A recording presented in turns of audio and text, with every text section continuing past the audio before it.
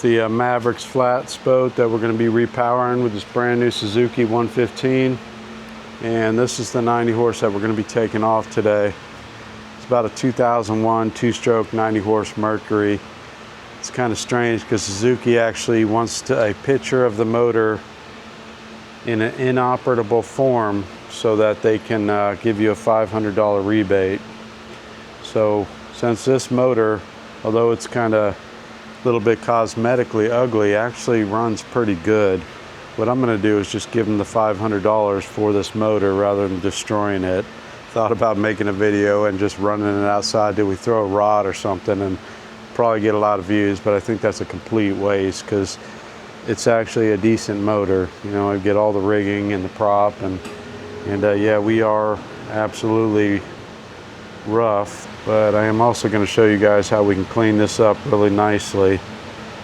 Once you get these lower cowlings off like this, you can take a wire brush, clean all these bolts, clean the surfaces down, remove some accessories and put some new paint on it, and this would be a nice clean motor. It's got great compression, it runs good, it's solid, it shifts nice, has a 4-blade stainless prop on it. Tilt and trim motor's got some rust on it, but it's solid and it works well, so why waste it? You know, 500 bucks is not worth blowing it up in my opinion. Okay, so yesterday when I unloaded this, I used the neighbor's forklift. I don't own my own forklift, unfortunately, and for years and years I've been using Old Faithful right here. This engine lift has lifted a lot of engines in and out of trucks, on and off of boats, and always wanted a forklift. My biggest problem was all the terrain out here is it's pretty rough, and you kind of need a forklift with all-terrain tires, and unfortunately they cost a lot of money. So I've been roughing it for a long time. I don't do a lot of repowers. I used to do quite a bit, and we had an overhead at the old shop and a hoist, and it always did the job pretty good. There's usually always a forklift on site here at the property that I could grab if it was necessary. But we're going to see if we can get another repower Old Faithful right here. Fortunately, it's only a 115. If it was a 300 or something like that, I'd definitely have to grab the forklift, and it is way easier. But you get what you get and you don't throw a fit. So these are going to be the tools I believe I need to remove this engine. My impact gun, a 3/4 swivel, 5/16 swivel, 9/16 swivel, 9/16 open end, and a 3/4 open end, as well as a deep well 3/4 socket. We're going to have to pull this hydraulic steering off of here, and that's where the impact chisel comes in. Right here we got a 3/4 inch nut that goes through the rod, through the steering section.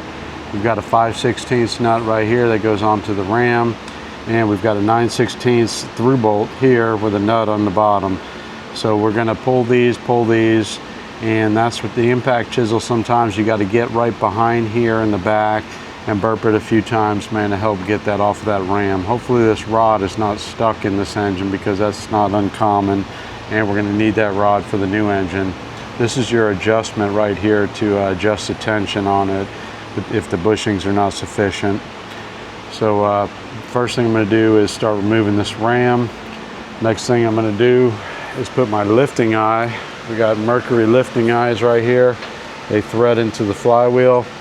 We're going to put that lifting eye down into the top of the flywheel, and then I'm going to get some tension off the motor and start beginning to remove the 3/4 inch bolts that hold the engine to the jack plate.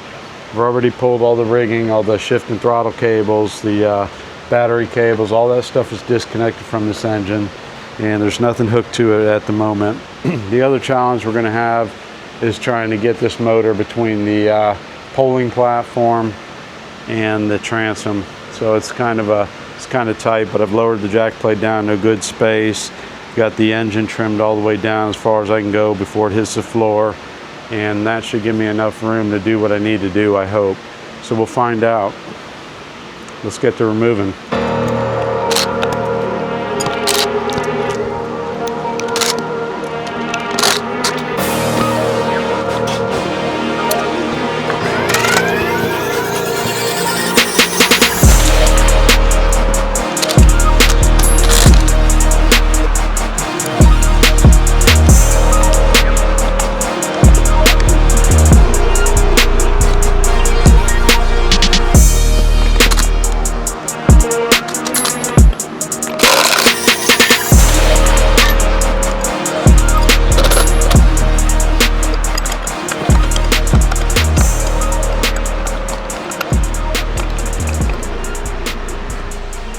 Okay guys, so this is where we run into our next problem.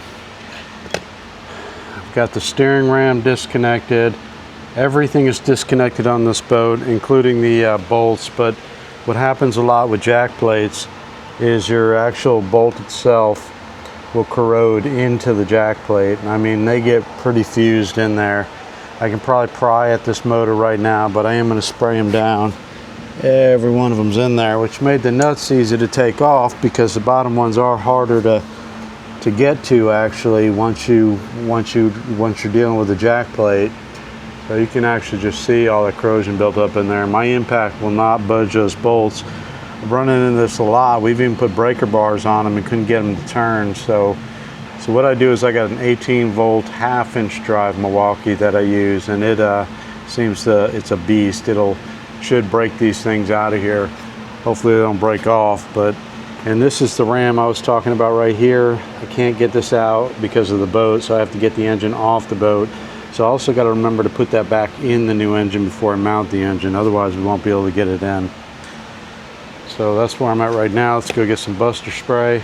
Absolutely love this stuff. I'm not affiliated with them in any way, but I buy their product because I love it. I've used PB Blaster for the last 15 years. And I don't want to say this is better, but I like it a lot better. It's called Buster. They're made down here in Miami, Florida. And this stuff, every time I've used it, has done the job. Right now, I can't turn these with an impact. They will not turn. So I like to test this stuff. If I give this a couple minutes and I'm actually able to hit this with an impact and it backs out, once again, it's going to prove that it's possible this stuff might be working pretty good. Because I've had some pretty good luck with it so far. Smells good, and it's actually not flammable either. So we'll see if Buster does the job. And it's literally only been about a minute, but I'm impatient. So let's see if these things will budge.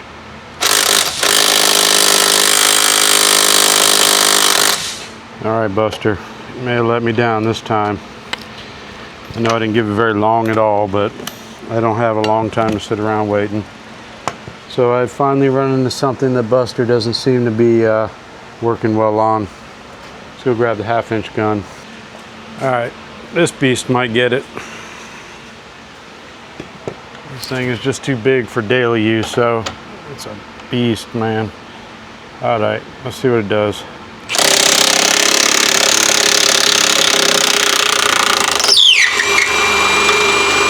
And as always, half-inch Milwaukee does the trick.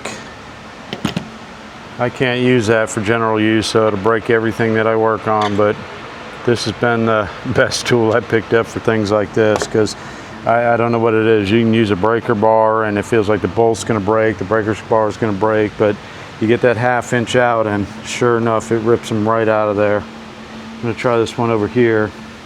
It's a little hard to record and do this, but let's see what we got.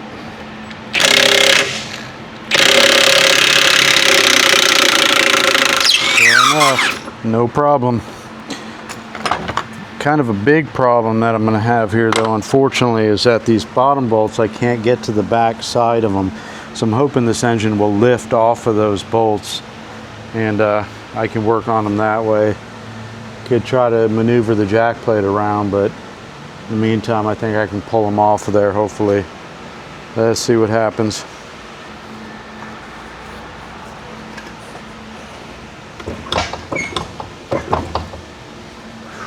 Okay, so I was hoping to not do this, but looks like this thing's being stubborn. I'm gonna have to take my air chisel and punch these things through and pick up some new lower transom bolts.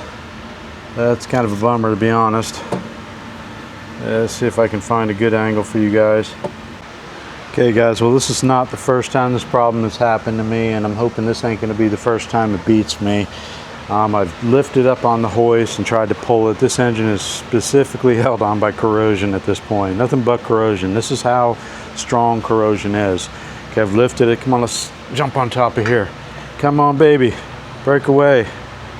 Look at that. We are jumping on top of the motor right now, and it is not budging. All right, let's do it. Let's get the impact chisel.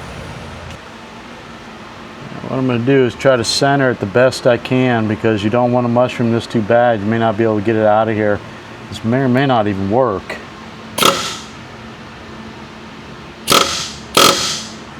What I'm going to do right now for a guide is twist the nut back on here before I ruin the threads. And that should help hold my chisel on the center. I can back the nut off afterwards and it shouldn't damage the threads. Hopefully, right? That should be good enough. Let's see if we can get this thing out of here.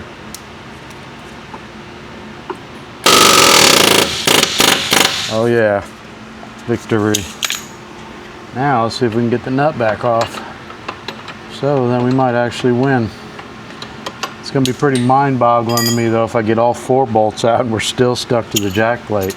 It is possible. All right.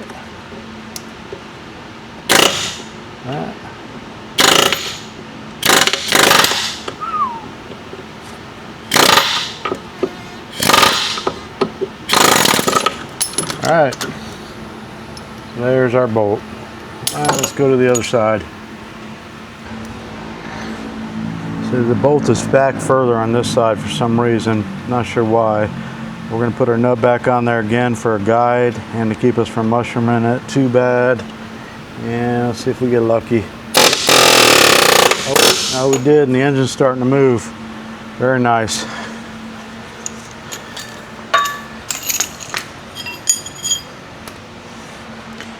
I'm going to pull this back off. And then we're going to go check the tension on our hoist and lift up on it. And then I'll go ahead and drive this one all the way through. I just don't want it to shift real hard or something while I'm down here.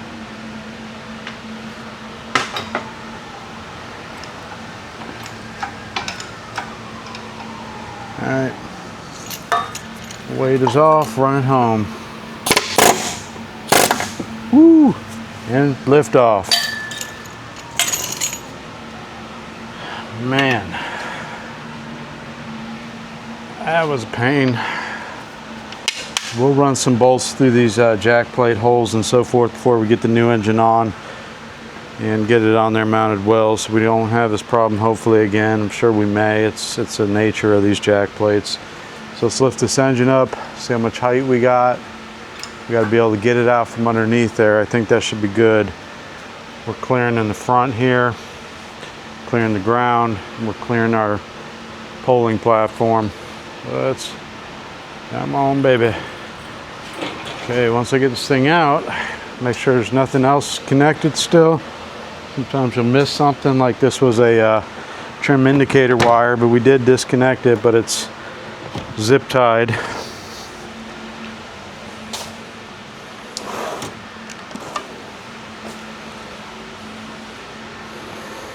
Do some rigging down here. That's that. And now we can get our steering rod out. All right, the engine is free. Okay, so now I got a couple old transom bolts laying around, and we're gonna go put it up on this engine stand.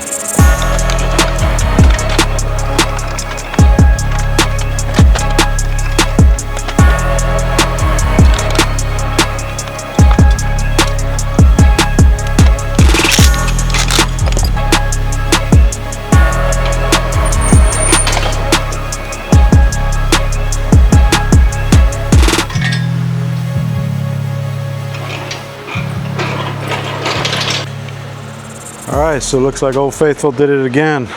One engine stand.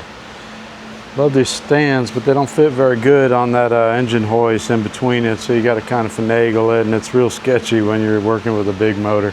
Fortunately today we're only working with a 90 horse. And while I'm here, I'm going to show you guys just how rough this engine actually looks.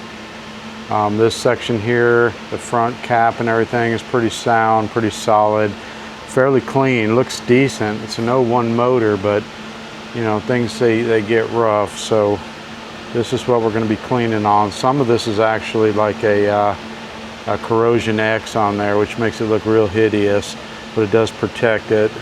Didn't protect these bolts very well. and this is the back of the engine. We're going to be cleaning this engine up. It's going to look real nice and run real good when we're done. And then I'll put it up for sale. I can make a couple bucks, great. If not, it's better than busting a hole in the side and throwing it away. So, all right guys, that's that part. So let's start de-rigging the boat right after I go grab some lunch, because I'm fat and I like to eat.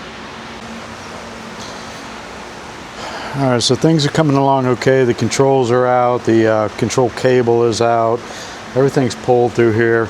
I have the shift and throttle cables left. I'm gonna probably try to pull them out in one piece. If they get hung up or something, I may end up slicing one.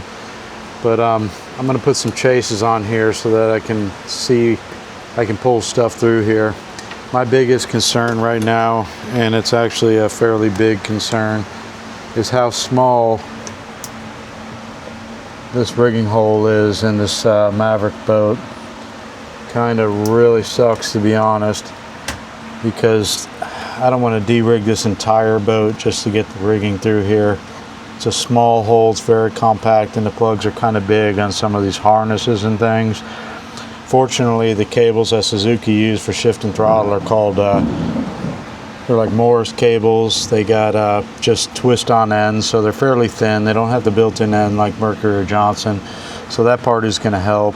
As for getting the harness and stuff through here, that stuff's definitely going first, because I don't know if anything's going to get through here. Looks like the tube itself may be bigger than this actual hole, which is a good thing. If I need to trim it out a bit, but it's kind of hard to trim with all the rigging in here. So hopefully I don't need to pull all the hydraulic lines and everything else out of this boat to make it work. So what I'm going to do right now is try to put a chase on one of the shift and throttle cables and pull that through. And as long as that goes well, I think I might be able to make this work, but definitely going to be tough. Well, this rain seems to keep on trucking. It's really making hard work of things.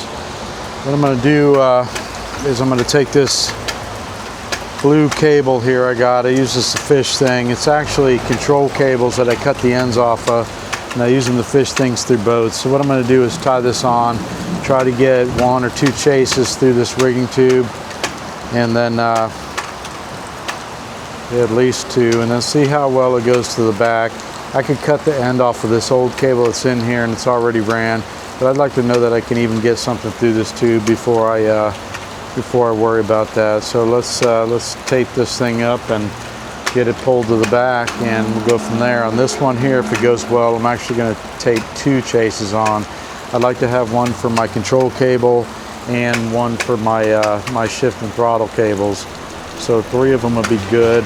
I don't know if there's a gauge harness or anything in that setup. So let's see how it goes.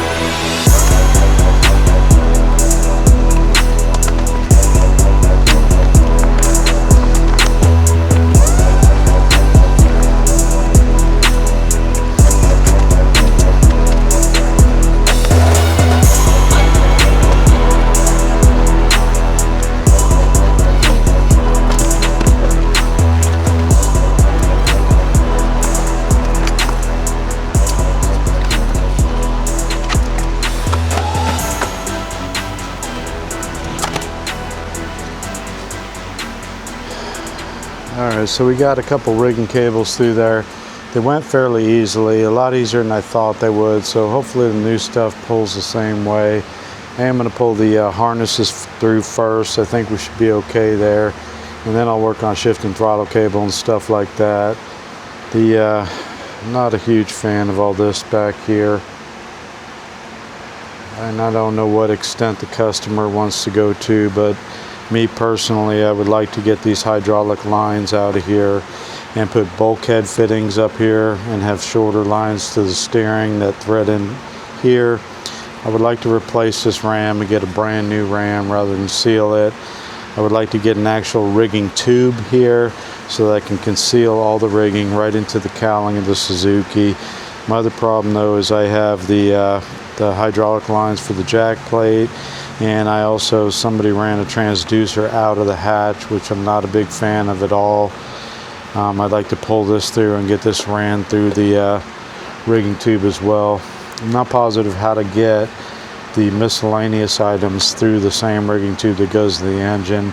I don't know if I need to run another small rigging boot and maybe run my depth finder through there, run my hydraulic lines through there. But to do that, I'm going to have to go over to the pumps and disconnect all my hydraulic lines off the jack plate and run those through the smaller rigging boot, run the transducer through the smaller rigging boot, and then run a large rigging boot with a tube here to the engine, run bulkhead fittings here for the hydraulic lines, and install a brand new ram. That to me would be a real quality install. Come in here and clean all this up real nicely, and I think it would be very pretty. All this stuff should clean up good. Right now it's a total mess, so I got to figure out what the customer wants to do, because this is the time that you're going to want to do all these upgrades, not later down the road. So if he's okay with that, I'm going to see if we can make this look pretty, because that would make me feel a lot better, and the quality of the work would look better as well. We got the console ripped apart, got everything out of it from the Mercury at this point, and I guess it's time to open up the box of the Suzuki stuff and see what we got going on. I don't know how much more of this boat I'm going to work on today. It would be nice though to at least pull the control harness through here and then look at the controls and see what we got to do to the dash. I'm going to have to go pick up some jack plate bolts and clean up this jack plate. I would like to pressure wash all this as well. So that's where I'm at today.